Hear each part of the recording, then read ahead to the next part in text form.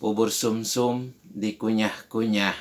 Assalamualaikum warahmatullahi wabarakatuh. Bismillah, alhamdulillah, assalatu wassalamu ala rasulillah wa ala alihi wa ashabihi wa mawalah, amma ba'du. Puji dan syukur senantiasa kita panjatkan kepada Allah subhanahu wa ta'ala. Alhamdulillah, dengan limpahan rahmat dan kasih sayang Allah, kita masih diberikan kenikmatan oleh Allah subhanahu wa ta'ala. Salawat dan salam senantiasa Allah curah limpahkan kepada junjungan kita, Nabi akhir zaman, pendobrak kebatilan, penghancur debu-debu kemusyrikan, yakni Habibana wa Nabiyyana Muhammad sallallahu alaihi wasallam. Hadirin rahimakumullah. Di dalam kitab Syahrus Sunnah, Imam Al-Baghawi, Imam Auza'i berkata, khamsun alaihi sahabah, bahwa ada 5 kebiasaan para sahabat Nabi sallallahu alaihi wasallam. Yang pertama adalah luzumul jamaah. Sahabat Nabi selalu mendawamkan sholat berjamaah. Mereka mengutamakan sholat berjamaah di masjid. Hadirin rahimakumullah, kita tahu bahwa fadilah dari sholat berjamaah itu pahalanya 27 derajat dibandingkan dengan kita sholat sendiri. Subhanallah. Maka sahabat-sahabat Nabi lebih mengutamakan, mementingkan untuk sholat berjamaah. Bahkan dalam keadaan apapun, kesibukan mereka, subhanallah. Tapi pada saat waktu sudah tiba, maka mereka meninggalkan semua aktivitasnya untuk menunaikan sholat yang 5 waktu, menunaikan panggilan Allah subhanahu wa ta'ala. Maka hadirin rahimakumullah, salat ini adalah amalan yang pertama akan dihisab oleh Allah subhanahu wa ta'ala. Maka ketika salat kita sempurna, maka amalan-amalan yang lainnya akan diterima oleh Allah subhanahu wa ta'ala. Fa in wujidat naqisatan ruddat wasairu amalihi. Akan tetapi ketika sholat kita tidak sempurna, banyak kekurangan, maka amalan-amalan yang lainnya pun tidak akan diterima oleh Allah subhanahu wa ta'ala. Maka mari kita jaga sholat yang 5 waktu dengan betul-betul memperhatikan baik caranya secara berjamaah, waktunya di awal waktu, dan tempatnya di masjid. Rahimakumullah. Maka di dalam sejarah, Nabi Muhammad tidak pernah meninggalkan sholat yang wajib berjamaah di masjid. Walaupun beliau dalam keadaan sakit yang luar biasa. Ya. Nabi Muhammad sakit, tapi tetap Nabi memerintahkan sahabat untuk memboyong dirinya ke masjid untuk berjamaah dengan para sahabat. Subhanallah. Ini saking pentingnya kita menjaga sholat. Maka ketika kita sudah menjaga sholat, maka insya Allah Allah akan menjaga diri kita. Ketika kita sudah memudahkan langkah kita menuju ke masjid untuk melaksanakan sholat berjamaah, maka Allah pun akan memudahkan kita, langkah kita menuju surganya Allah subhanahu wa ta'ala. Yang kedua, kebiasaan sahabat adalah ittiba'us sunnah. Selalu mengikuti sunnah Nabi sallallahu alaihi wasallam. Selama 24 jam, ya, apa yang dilakukan oleh Nabi, oleh sahabat diikutin. Mereka berusaha untuk mengikuti kebiasaan Nabi Shallallahu Alaihi Wasallam. Subhanallah. Rahimakumullah. Maka di dalam sunnah ini ada kejayaan. Kita sebagai umat Nabi, sebagai umat Nabi Muhammad Sallallahu Alaihi Wasallam, agar kita mendapatkan syafaat dari beliau nanti di akhirat, maka kita harus mengikuti atau menghidupkan sunnah-sunnah Rasulullah Sallallahu Alaihi Wasallam. Maka inilah tanda bukti kecintaan kita kepada Nabi Sallallahu Alaihi Wasallam. Bukan hanya kita memperbanyak sholawat saja, akan tetapi kita pun harus mengikuti daripada sunnah-sunnah Nabi Sallallahu Alaihi Wasallam.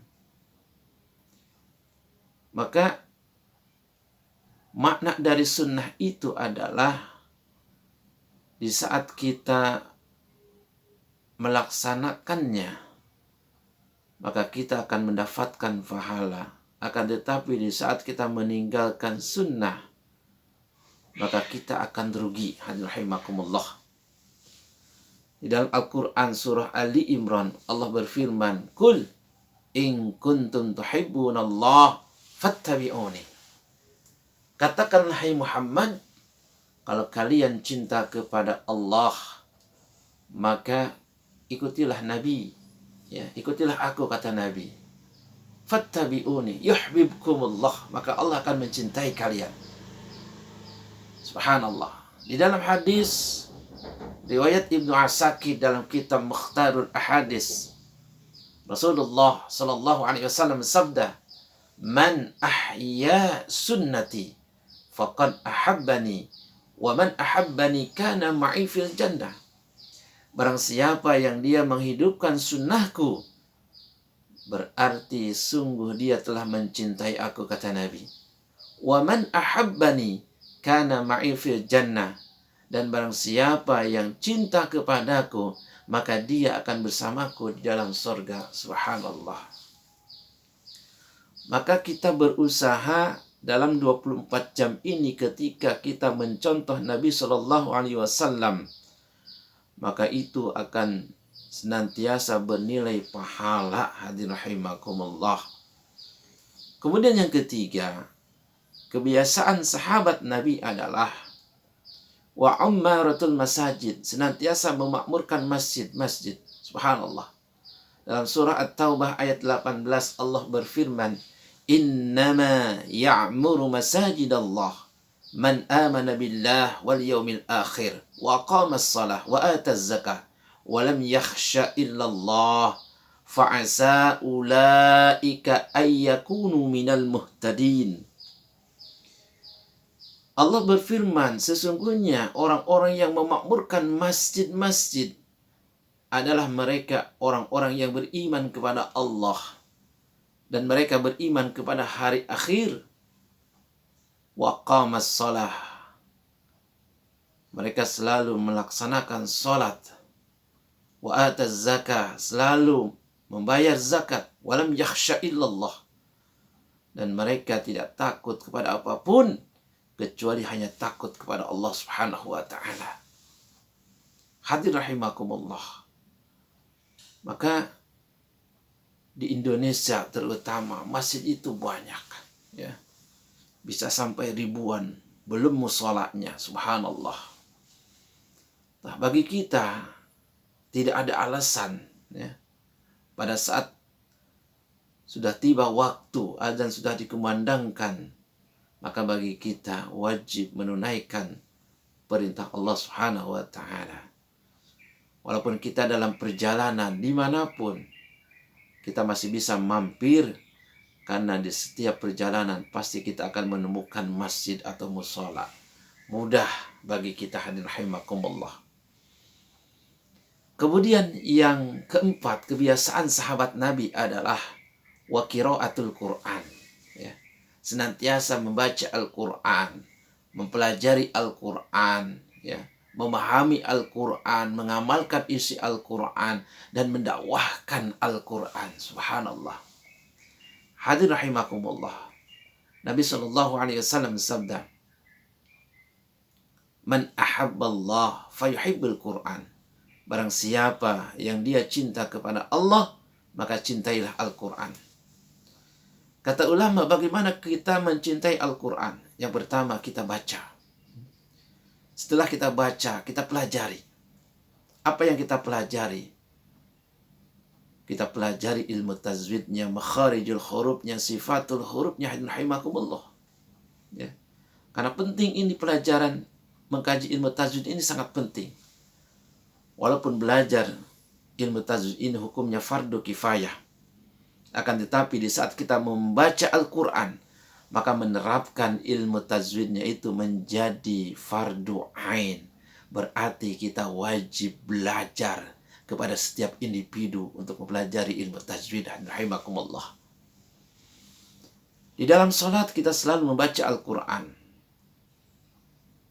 Atau termasuk salah satu rukun di dalam salat adalah surah Al-Fatihah.